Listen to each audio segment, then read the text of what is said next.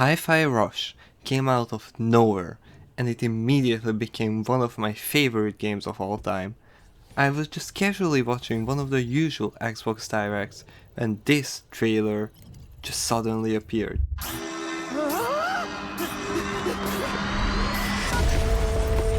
Yep, that's me.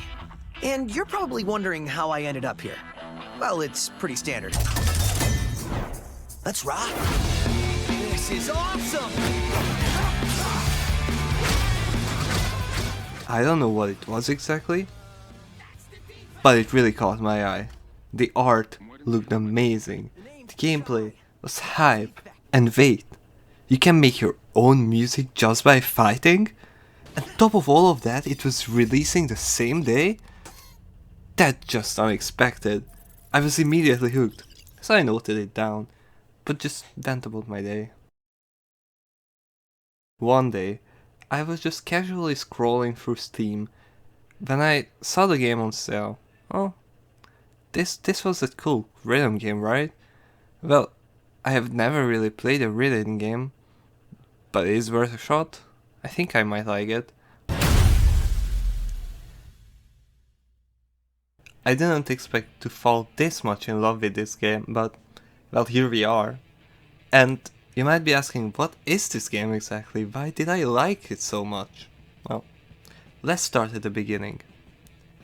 Hi-Fi Rush was developed by Tango Gameworks, also famous for The Evil Within, and published by Bethesda Softworks.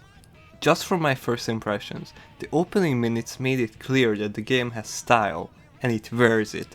The game takes place in a cyberpunk world where our disabled main character Chai seeks the help of Vandelay Technologies' new program where he aims to get a limb replacement. Things go awry, and he ends up with a music player as a heart and a guitar as a weapon, which, as a rockstar wannabe, is all that he could have ever asked for. Things escalate, he makes some friends, and now he has to fight and take down the whole company. Besides getting a sick-ass guitar, Chai also gains the ability to sense the world's beat, making everything move to a beat around him. Also, you get a cat, and she is cute. I love her. The game isn't all about the story, it's the gameplay that really sells it. The game is a rhythm action hack and slash. You get to explore different levels, fight in encounters, all while jamming to some great music. Combat is really simple, but oh, so fun. Due to Chai's heart upgrade, everything in this world now moves to a beat. You can attack at any time, but if you do on beat, you are going to deal more damage. You can do regular attacks, heavy attacks, parries, dashes, even call on your friends for help, or use special moves. There are so many combos you can unlock as you play through the game, all ending with a sick finisher. While fighting, for different moves and combos you earn points. The more you are fighting, and the more you are on beat, your rank meter will also increase. Naturally, the higher your rank is, the more points you will earn. After every encounter you get graded on 3 things: your total score, how on beat you were, and how fast you completed the encounter. These 3 scores get averaged out and you get a final score for that encounter. At the end of the level, you also get a total score and rank for that level. There are different difficulties to play the game on, which all have their own ranks, and besides just the main game, there are also 3 other modes for the player to enjoy, which I will talk about a bit later. Besides just fighting, there's also live platforming or puzzles you have to complete to progress, all synced of course with the rhythm and the music. And since I mentioned the music, let me tell you about the music. It's just phenomenal, no two ways about it. One of the major points of the game is its music, since well, it is a rhythm game. But Hi-Fi Rush doesn't just have great music. It is literally the gameplay. The way you play it, the way the game works, these are all determined by the music.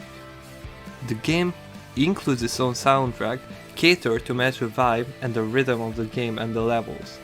But it also has licensed music from the likes of 9 Inch Nails, Flaming Lips, and many others. The game also has a streamer mode meaning all these tracks have license-free versions made by the Glass Pyramids.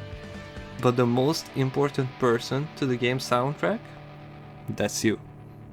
Every time you do any of the actions on beat I just mentioned a minute ago in the game, like attacking, dashing, etc., you create different sound bites, like people cheering or a guitar sound. As you fight, traverse the world, you are layering in your own sounds, building it as you go. Besides just music, they also put a tremendous amount of effort into the visuals, and I just can't go on without mentioning how gorgeous the game is. The cel-shaded art style makes it look like a hand-drawn comic book. There are many scenes which look like they could be pages straight out of one, with visible sound effects that appear as you are performing different actions. Every object and character also have thick outlines, making them stand out from the environment and become the focus of the scene. I just also can't go on without mentioning the gorgeous 2D art style they sometimes use. 1 second you are playing or watching a 3D rendered cutscene, then it just turns into a 2D movie, and it looks amazing, so full of life. As for what I thought about all of it, I honestly really enjoyed the game's story. It's nothing big to write home about, but it was a small, funny, feel-good story that anyone could enjoy. I really liked every character in the game. We spent some time and get to explore our main cast, who all go through some character development and get better at working together. We also have our antagonists, the bosses of the company, who can all be basically described by a single word. Each of them is unique, and the way you fight them differs, making all of their encounters really special. None of them are really deep, but there is just no need for it.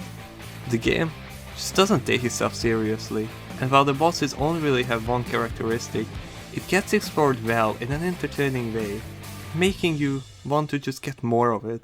Honestly, there was just no one I did not like in this game. But while I had fun with the story, how did I fare with the gameplay?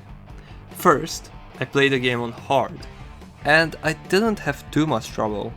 I did die a few times, but the game doesn't really punish you for not playing on beat.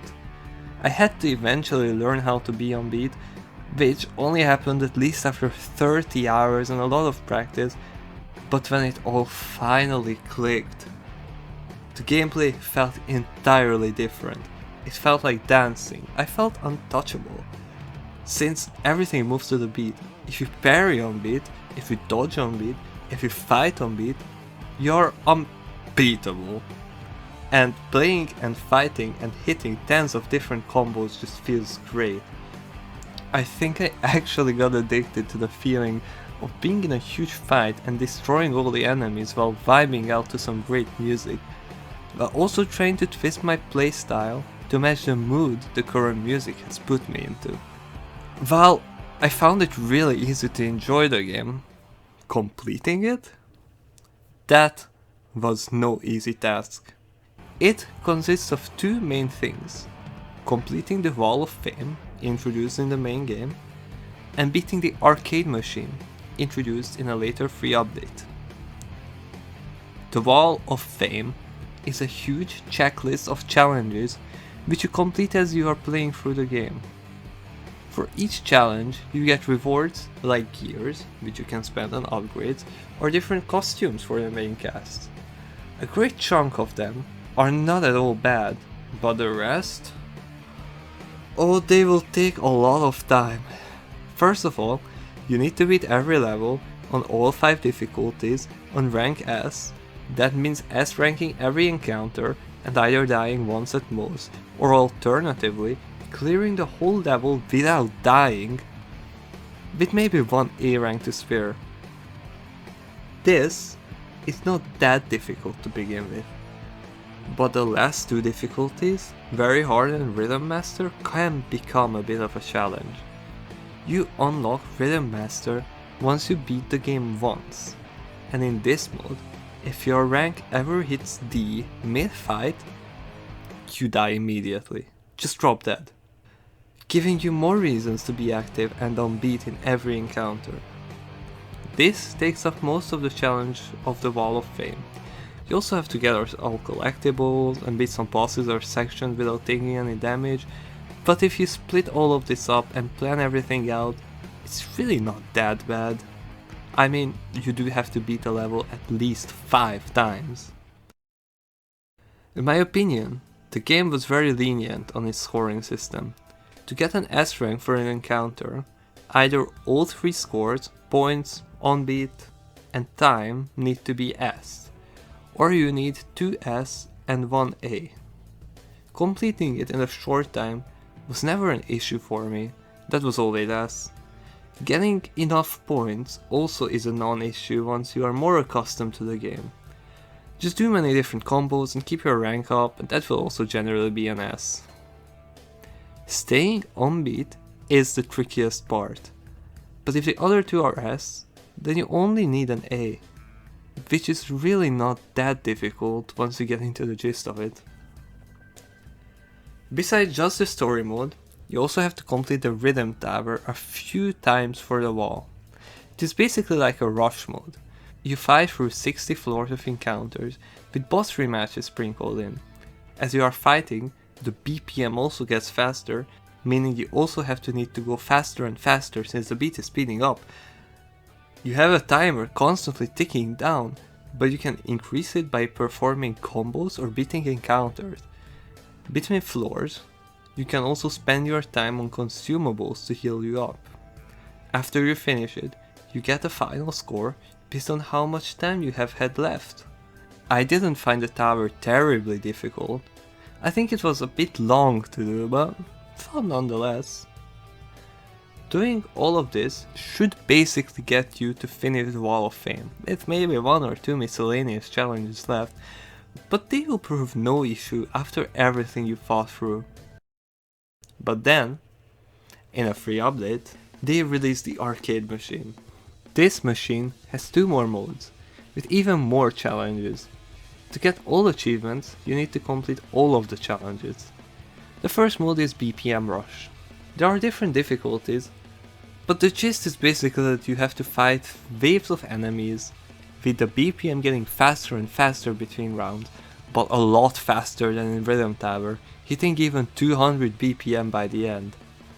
Just as a comparison, the regular game is I think at 120 BPM, meaning you will have to play almost twice as fast. The other mode is Power Up Tower Up.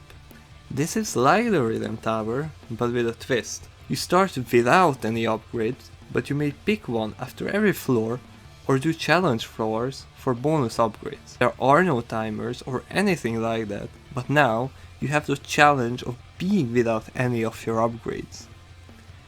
So, you need to complete all 40 challenges related to the arcade, and then you are done.